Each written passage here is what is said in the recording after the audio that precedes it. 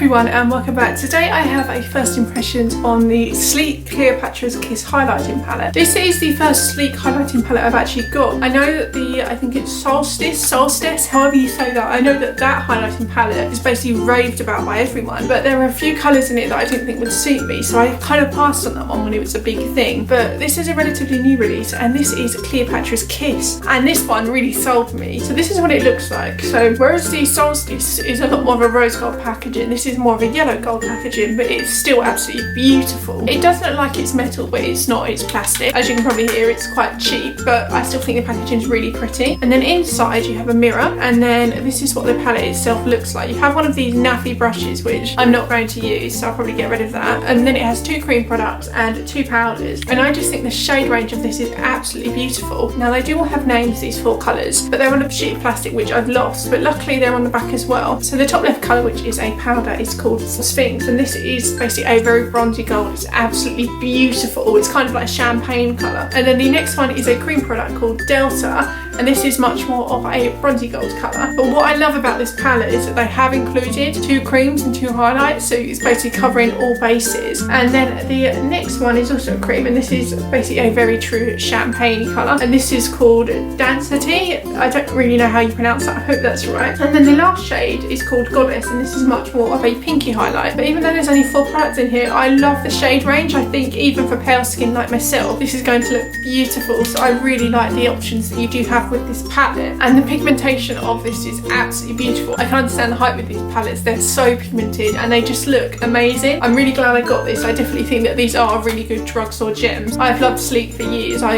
used to get the eyeshadows all the time, the eyeshadow palettes in college. I've never tried any of their highlighters before, so I'm really glad that I got this. So that was my very quick review on the new Sleek Cleopatra's Kiss highlighting palette. I hope you enjoyed it, and I'll see you next time.